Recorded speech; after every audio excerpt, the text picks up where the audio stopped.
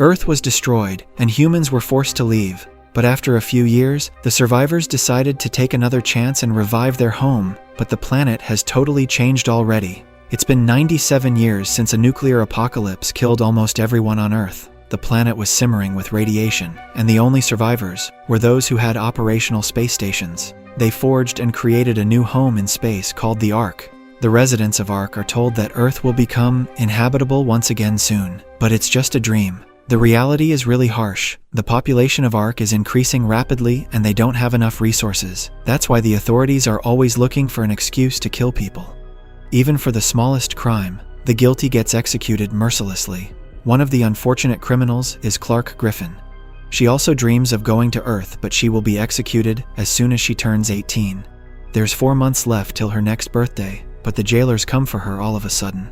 Clark assumes that she is going to be killed, but her mother Abby informs her about the journey to Earth. All the 100 prisoners under custody will take part in an experiment in which they will be sent to Earth to check its current state. After getting in the spaceship, Clark finds Chancellor's son, Wells Jaha. He really cares about her, and he willingly got himself arrested so he can take care of Clark. But she hates him because her father was executed by the Chancellor. Her mother is still alive only because she is a medical expert. Before departing, the passengers receive a video message from the Chancellor, Thelonious Jaha. He warns them that they have no idea what's waiting down there on Earth. That's why they have chosen to send the criminals, and if they survive, their crimes will be forgiven. The drop site for the spaceship is chosen very carefully. It will land on Mountain Weather, where there used to be a military camp that has enough resources to sustain 300 people. The only task the prisoners need to carry out is to stay alive. They must keep their wristbands on, as they will provide the Ark with their health details. The spaceship has departed, but 2 of the rebellious boys take off their seatbelts. As soon as the spaceship enters the Earth's atmosphere, it falls down brutally and hits the ground. The boys who took off their seatbelts have died from the impact, but they are still 100 because 2 siblings, Octavia and Bellamy, sneaked in the ship. Bellamy opens the door, and surprisingly, the Earth seems to have recovered.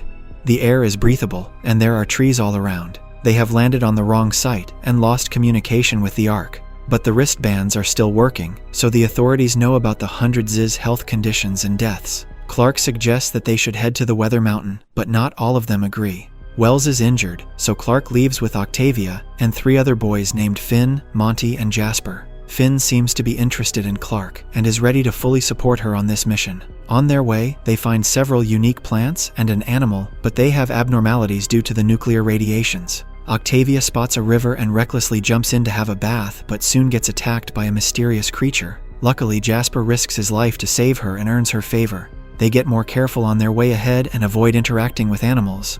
Back near the spaceship, the other passengers are still doubtful of the authorities. They believe that if they survive, the others will also fly down and put them again in jail. That's why several prisoners destroy their wristbands, so the authorities will assume that they have died. Wells tries to stop them, but they don't listen and plan to kill him because of the harsh laws his father made. But instead, they forcefully take off his wristband, so the Chancellor will assume that his son has died. Meanwhile, on the Ark, the Chancellor is found injured. He has been shot and lost a lot of blood. The person under suspension is Bellamy, but he has already escaped to Earth. He avenged his mother, who was executed for hiding her daughter because no one is allowed to have a second child. To save the Chancellor, Abby provides an illegal amount of blood to him. The merciless councilman, Kane, finds this out and orders Abby's execution. He just wants to find a chance to decrease the population on the Ark. Fortunately, the Chancellor wakes up and saves Abby in time. The next morning, Clark and her team try using tree branches to cross the river. Jasper goes first to impress Octavia with his bravery. After reaching the other side, he starts to celebrate his success. But the next moment, he gets attacked by a spear. They are not alone on this planet. Others start running away to save themselves, but Clark hears Jasper's screams and turns back to save him.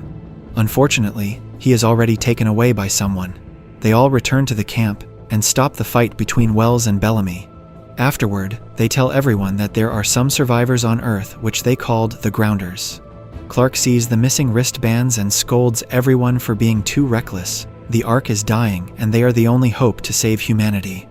But Bellamy thinks the opposite. He wants to cut all communication with the Ark and start a new life on Earth. Clark can't fight him as he has a lot of people on his side. She gives up and decides to rescue Jasper. Wells and Monty want to help her, but he only allows Wells because Monty has lots of knowledge about tech and plants. They can't risk losing him. Clark requests Bellamy to join as he has a gun. Bellamy agrees because he wants to get a chance to take off her wristband. But when he tries to do that, Finn gets in the way. He joins them as well to protect Clark. After walking for a while, they take a bath in the river and get to the other side. There they found some fresh spots of blood. Jasper has passed from here.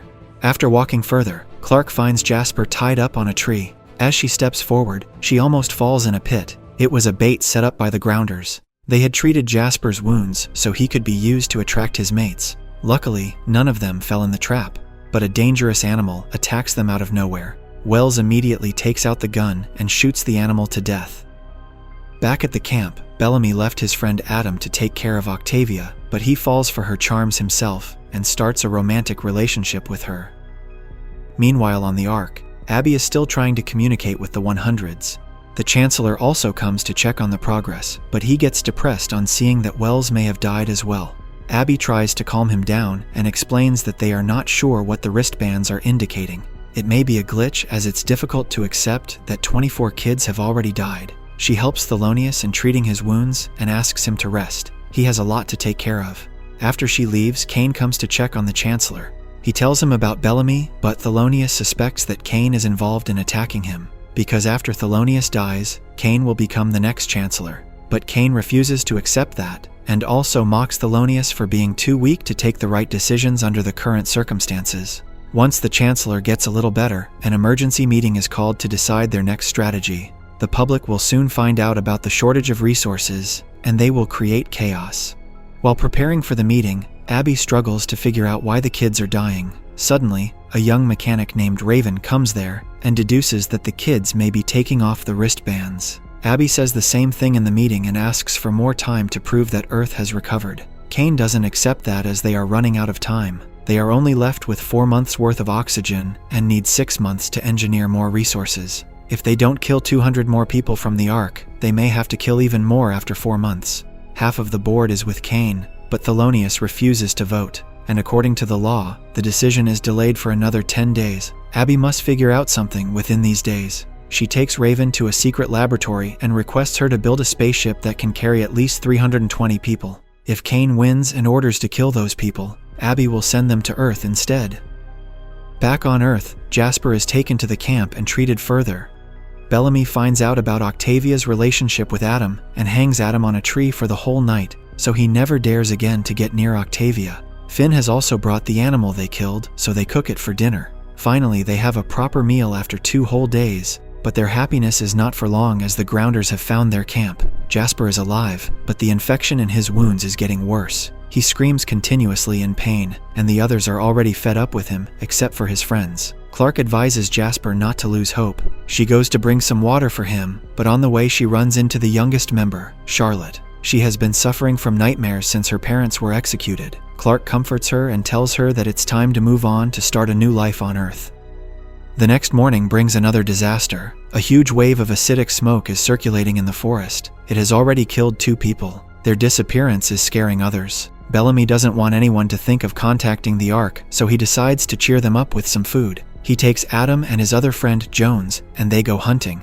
On the way, they find Charlotte, who is having trouble adjusting to this new lifestyle. Bellamy advises her to be brave and gives her a knife so she can join them in hunting. They spot a boar and rush after it, but the smoke wave proceeds towards them. Bellamy takes Charlotte, and they hide in the cave while Jones and Adam are left behind. Meanwhile, Clark is researching the medicine which the grounders applied on Jasper's wounds. Wells recognizes it as seaweed, and Finn knows where to find it. All 3 of them head to the river and collect some seaweed. They also encounter the smoke wave but hide in an automobile they found in the forest.